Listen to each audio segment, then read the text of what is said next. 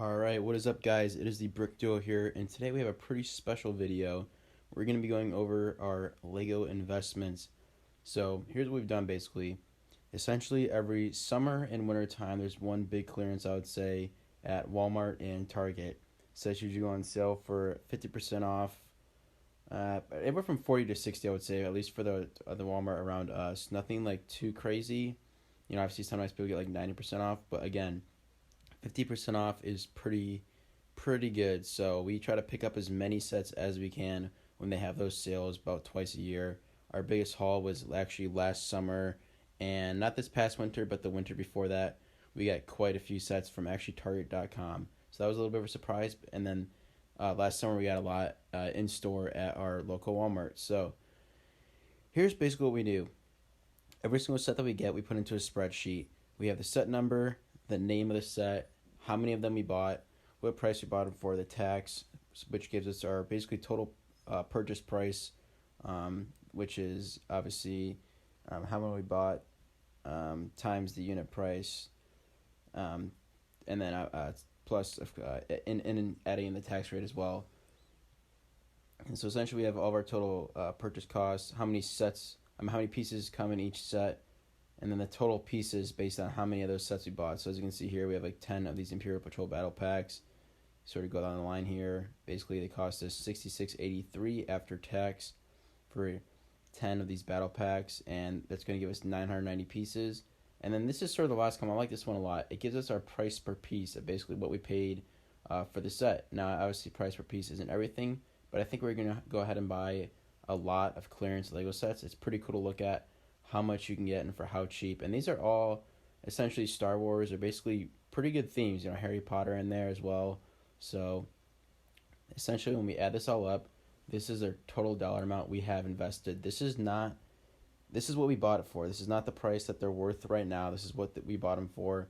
And like I said, this includes tax as well. So this is sort of what we're all in right now. And this is how many pieces that adds up to. So it's just pretty cool to look at. Almost 10,000 pieces of sealed sets right now. We just have sitting around that we plan on selling after they retire.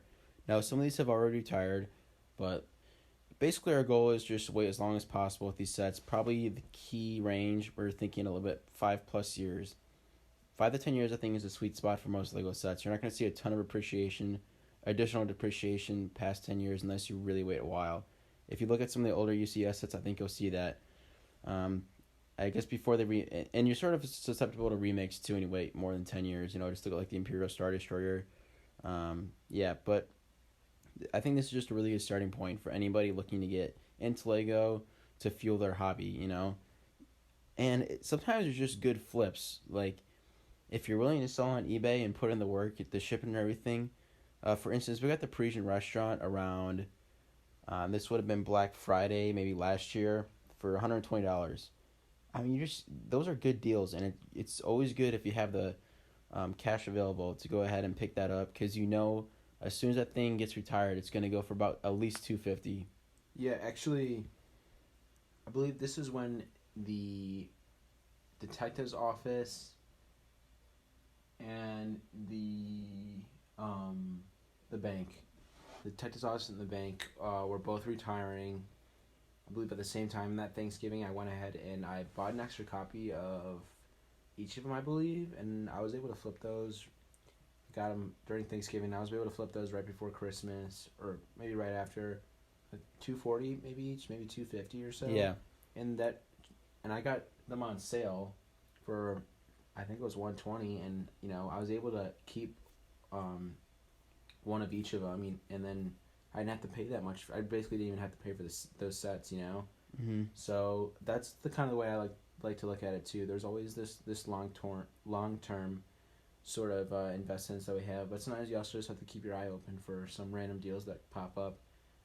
One of the ones I can think of is the Legoland set that's available. It was available for $65, I believe, on the Legoland Florida website. That's true. Actually, we haven't put those in there yet. And this is by the way, this is just B-Bricks Investments. Yeah. Kyle has his own spreadsheet set up. Yeah, and like I said too, this is good display of the long-term investments. Sometimes the short-term ones, I don't think it's a huge deal to keep super track of it. If I'm keeping it just for a couple months or so, it's I think it's all right just to sell it and just take the mental note of this is how much I bought it for and sold it for. Yep, and then I just want to show you guys real quick here. It's pretty easy, just if you know Excel at all, just to be able to insert functions to sort of do what you want to do to get the total purchase price, total pieces based on how many sets you buy. And then, of course, over here, I just have a simple sum that's going to go ahead and add everything up for you. So you can make it as detailed as you want it to be without it being confusing to you. But like I said, I always like keeping good notes for this stuff. This is probably as basic as I would want it to be. So this is sort of just my baseline right here. And I think the way that we sort of look at it is, I'm not investing to make serious money.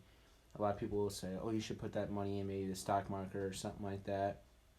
And in my opinion, when you only have a couple $100 maybe, I think it's better to put it into like collectibles or Legos in this case, because the value goes up quicker and it goes up a decent amount, and they definitely take up space. There's only so much you can handle. I mean, honestly, the most we can probably handle is only a couple $100, so it definitely makes sense for us to do that.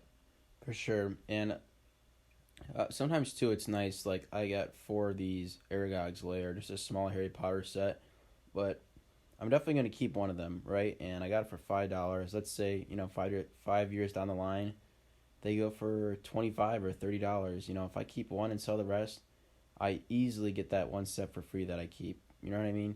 So this is not just like a get rich quick thing. I would recommend doing this if you are a collector and maybe plan on just trying to sort of build up a portfolio where you can sort of support your hobby, while at the same time maybe keeping a set or two that you really care about. Because at the end of the day, be able to say that you basically got it for free. So that's sort of our goal. It's how we look at it. And yeah, I just want to give you guys a good overview of what we're doing here. I also wanted to point out that what we try to do is just, if we have the money to invest, it doesn't mean you should just buy random sets that are on sale. You really just have to wait and be patient for the deals to come. So it's important to be able to have some cash available for when the deals do come. So you can buy the sets. Like we said, there is the big winter sale and the big summer sale. Mm-hmm. But sometimes these quick flips, you have to be able to buy them if they come up. So exactly, yeah, that's something to look at. I also want to say that this is definitely part of a learning experience too. We were kind of laughing at earlier this week. Oh yeah, we bought a bunch of sets that we got for like way over 50% off. Like maybe even 70% off. Like super cheap, and they're you can see these are licensed sets. They're Star Wars sets. Mighty Dinosaurs is one that we got for super cheap. Yeah. It's like a creator set. I mean, it's like $5. So there's one of the things where it's like, if you just feel like building a set one day, maybe that's the one to crack open, because that's probably not going to appreciate a whole lot. Yeah, but if it's kind of a learning process. We're probably a little bit smarter now, where sometimes these sets where, I mean, even if they're a really good deal, the only reason you'd buy them is, because they might not go up in value, is that, I could see myself building these. And also part of it that we've learned is a lot of times the sets that go up in value the most or the quickest are the ones that never even go on sale. A lot of times it's like the direct-to-consumer, a little more expensive sets. So I think that's what you're going to see as I continue to invest. A couple of sets I'm just looking at that are supposed to retire soon is, maybe Roller Coaster, and then every single year the Modular, like I said. They usually go up. They usually retire around Thanksgiving, go up right around Christmas. So if you just go ahead and sell that, make $80 or so, and just help fuel your hobby. All right. So as you guys know, this is our entertainment channel. All of our advice: if you actually want investing in bikes, seek a licensed professional. We are simply an entertainment channel. But thanks for watching, guys. This is Brick Duo signing out.